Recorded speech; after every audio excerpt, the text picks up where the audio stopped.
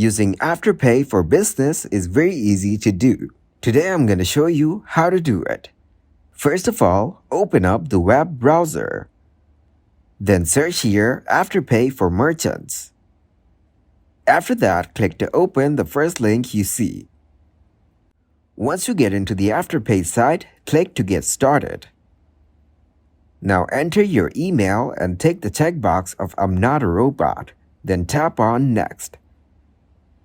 After that, it will ask you to provide more information about your business, which starts from your name, registered country, category, phone number, and also select the reason what you want Afterpay for, and choose the contactless payment.